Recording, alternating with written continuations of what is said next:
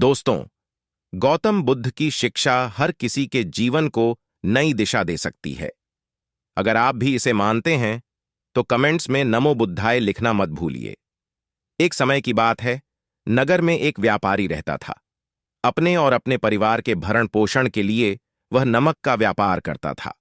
उसके परिवार में पत्नी और 2 पुत्र थे। व्यापारी के दोनों पुत्रों का स्वभाव बिल्कुल अलग था। जहां एक और बड़ा पुत्र बहुत ही संकोची और शर्मीले स्वभाव का था। उसे किसी से बात करने में भी शर्माती थी। वहीं उसका छोटा पुत्र बहिर्मुखी स्वभाव वाला व्यक्ति था।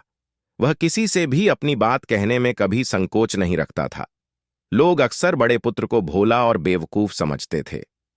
कई बार लोग उसके भोलेपन का फायदा भी उठा लेते थे और वह पलटकर कभी किसी को कुछ नहीं कहता था। व्यापारी अपने पुत्र के इस स्वभाव के कारण बहुत अधिक नाराज होता था। बातचीत न कर पाने और शर्मीले स्वभाव के कारण व्यापारी ने कई बार अपने पुत्र की पिटाई भी कर दी थी। हालांकि इस वजह से उसके पुत्र का स्वभाव सुधरने के बजाय और भी खराब हो गया। बचपन से ही बड़ा पुत्र बेहद परेशान रहने लगा था। उसके अंदर आत्मविश्वास की कमी हो गई थी। परीक्षा में वह आते हुए प्रश्नों के उत्तर भी अपने डर के कारण नहीं लिख पाता था। इस कारण उसकी शिक्षा भी ठीक ढंग से नहीं हो पाई। बड़ा पुत्र जब युवावस्था को प्राप्त हुआ, तब व्यापारी ने उसे अपने साथ व्यापार में हाथ बटाने को कहा। हमें तुम्हारे पिता ने भेजा है। उनका यह संदेश है कि इस समय दुकान में नमक की जितनी बोरियां रखी हुई हैं, वह सब हमें दे दो। उन्होंने नमक की सभी बोरियों को शहर मंगवाया है। व्यापारी का पुत्र उनसे प्रश्न पूछने की हिम्मत जुटा ही रहा था कि वे दोनों आदमी दुकान के अंदर घुस गए और दुकान में जितनी भी नमक की बोरियां रखी थीं, सबको तांगे में रखा और ले जाने से रोकूं तो पिताजी मुझ पर नाराज होंगे। कुछ समय बाद जब व्यापारी शहर से वापस आया तो खाली दुकान देखकर उसने अपने पुत्र से प्रश्न किया कि नमक की बोरियां कहाँ गई? यह दुकान इतना खाली खाली क्यों है? तब बड़े पुत्र व्यापारी ने अपना सिर पीट लिया।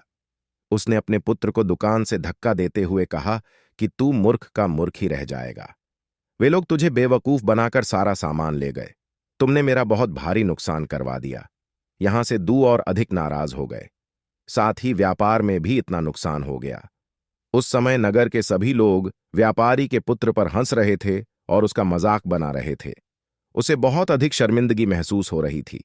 यही वह समय था जब उसने सोच लिया कि अब उसके जीवन में कुछ भी ठीक नहीं हो सकता है। वह सदैव मूर्ख का मूर्ख ही रह जाएगा और इस समाज में रह रहे लोगों के साथ कदम से कदम मिलाकर कभी नहीं चल पाएगा। व्यापारी का पुत्र नगर से बाहर आ गया और एक नदी के किनारे बैठकर खूब रोया। गहरे पानी को देखकर उसके मन में विचार आया कि अब उसके जीवित रहने का कोई फायदा नहीं है। उसने सोच लिया कि आज वह इस नदी में डूबकर अपने आप को समाप्त कर लेगा। असफल जीवन जीने से अच्छा है कि वह स्वयं को समाप्त कर ले। उसने जैसे ही नदी में छलांग लगाई, एक बौद्ध भिक्षु ने उसे बचा लिया और नदी से बाहर निकाल कर ले आए। व्यापारी का पुत्र बौद्ध भिक्षु पर नाराज होने लगा और कहने लगा कि तुमने मुझे क्यों बचाया? मैं इस असफल जीवन को जीना नहीं चाहता। बौद्ध भिक्षु ने उसे समझाया कि जीवन एक ही बार मिला है और यदि तुम जीवित ही नहीं रहोगे तो असफलता को खत्म करके सफल कैसे बनोगे? तब व्यापारी के पुत्र ने कहा कि मेरे जीवन बहुत अधिक समस्याएं हैं। यह सभी समस्याएं मेरे संकोची और शर्मीले स्वभाव के कारण हुई है। मैंने अपने पिता का नुकसान करवा दिया। मैं एक अच्छा पुत्र नहीं हूं। अपने स्वभाव के कारण मैं शिक्षा ग्रहण भी नहीं कर सका। यह सारा संसार मुझे मूर्ख समझता है। क्या किसी के पुत्र ने कहा कि वह किसी से बात नहीं करना चाहता? आज वह अपना जीवन समाप्त कर लेगा। किंतु बौद्ध भिक्षु के बार बार समझाने के बाद वह उनके साथ जाने और उनके गुरु से मिलने के लिए तैयार हो गया। बौद्ध भिक्षु व्यापारी के पुगुरु गौतम बुद्ध हैं। दोनों ने गौतम बुद्ध को प्रणाम किया। वह युवक वहीं पर बैठ गया और गौतम बुद्ध को देखकर रोने लगा। गौतम बुद्ध ने उससे उसके रोने का कारण पूछा। तब उसने कहा कि अब आप ही मेरी आखिरी उम्मीद है। यद्य शर्मीले और अंतर्मुखी स्वभाव का है, इस कारण लोग उसे से मूर्ख समझ लेते हैं और उसके पिता भी उससे प्रेम नहीं करते। तब गौतम बुद्ध ने युवक को शांत कराते हुए कहा कि मेरे पास तुम्हारी समस्या का समाधान है। तुम्हारा जीवन बहुत ही आसान हो सकता है। तब युवक ने कहा कि क्या सचमुच ऐसा हो सकता है? आप बहुत ही महान व्यक्तित्व प्रतीत होते हैं। आपके तो कई शिष्य बनना चाहता हूं। क्या आप मुझे अपने शिष्य के रूप में स्वीकार करेंगे? गौतम बुद्ध ने कहा कि हां, अवश्य। युवक ने कहा कि ठीक है गुरुदेव, अब मुझे वह उपाय बताइए जिससे कि मेरा जीवन बदल जाए। गौतम बुद्ध वो भी तुमसे प्रसन्न रहेंगे। गौतम बुद्ध ने उस युवक को कहा कि आज से 3 दिन बाद मैं तुम्हें ऐसे उपाय बताऊंगा जिससे तुम्हारा जीवन बदल जाएगा, किंतु 3 दिनों तक तुम्हें मेरे सभी कार्य करने होंगे। मैं जैसा जैसा कहूंगा, यदि तुम वह कार्य को करने में सफल रहे तो तीसरे दिन के बाद तुम्हारा जीवन बदल जाएगा। तुम्हारा पहला दिन कल से शुरू होगा। अभी जाओ और आश्रम में ही आराम करो। अगले दिन व्यापारी का पुत्र गौतम बुद्ध के पास पहुंचा और कहा कि हे गुरुदेव, मुझे पहले दिन का कार्य बताइए। तब गौतम बुद्ध ने कहा कि आज तुम्हें 10 अजनबी व्यक्तियों से बातचीत करनी है और उनका हाल जानना है। इसका लेखा जोखा शाम तक लेकर आना। व्यापारी के पुत्र को बड़ा ही संकोच महसूस हुआ, किंतु उसने गौतम बुद्ध को हां कह दिया। वह निकल पड़ा 10 अजनबी लोगों से बातचीत करने। शुरू में उसे बहुत अधिक संकोच हुआ। कई लोग तो उसे डांट कर भगा देते थे। उसके सामने अपना जीवन बदलने का यही एक उपाय था आया कि आज का कार्य उसने सही ढंग से पूरा कर लिया है। कुछ लोग तो उसके मित्र भी बन गए हैं। दूसरे दिन फिर वह युवक गौतम बुद्ध के पास पहुंचा। तब गौतम बुद्ध ने कहा कि आज का कार्य है, तुम आश्रम में रह रहे 10 शिष्यों को संबोधित करते हुए उन्हें जल के उपयोग के विषय में पढ़ाओ। गौतम बुद्ध की बात सुनकर व्यापारी का पुत्र हक्का बक्का रह गया। उसने कहा कि आप मुझसे किस प्रकार का कार्य करवा रहे हैं? मैं अपनी शिक्षा ठीक से पूरी नहीं कर पाया हूं। मैं यह कार्य नहीं कर पाऊंगा।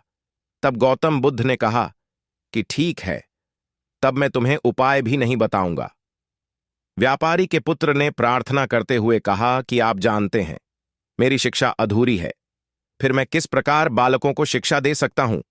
गौतम बुद्ध ने मुस्कुराते हुए कहा कि यहां सिर्फ मैं जानता हूं कि तुम्हारी शिक्षा अधूरी है। वे बालक नहीं जानते। तुम रोज अपने जीवन में जल का उपयोग करते हो। यही सब बातें जाकर उन बालकों को बतानी है। आखिरकार व्यापारी के पुत्र के पास कोई रास्ता नहीं बचा।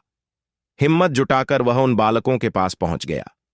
शुरू में तो उसके हाथ पैर कांप पर रहे थे, किंतु आखिरकार उसने जल की विशेषताओं के बारे में बताना प्रारंभ कर दिया। उसने बालकों को जल की 5 विशेषताएं बताइए और जल्दी से वहां से भाग आया। गौतम बुद्ध के पास आकर उसने कहा कि बहुत अधिक डर लग रहा था, किंतु मैंने बालकों को जल की 5 विशेषताएं बता दी हैं। गौतम बुद्ध ने कहा कि जो एक बार फिर कोशिश करके आओ। व्यापारी का पुत्र ने एक बार फिर हिम्मत छुटाई और बालकों को जल के विषय में पढ़ाना शुरू किया।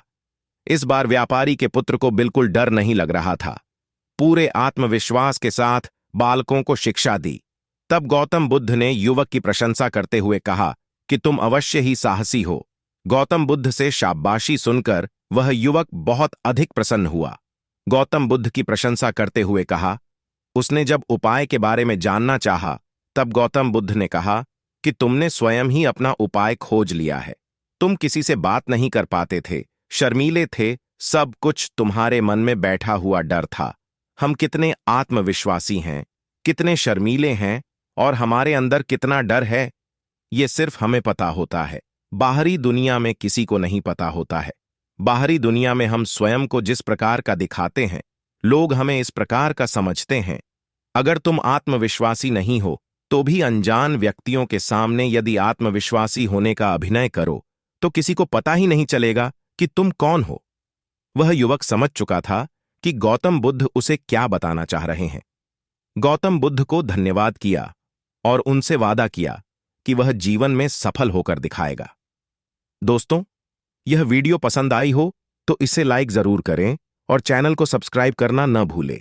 आपके आसपास भी कोई ऐसा शर्मीला और संकोची स्वभाव का व्यक्ति है तो उसे यह वीडियो जरूर शेयर करें ताकि उसकी सहायता हो सके।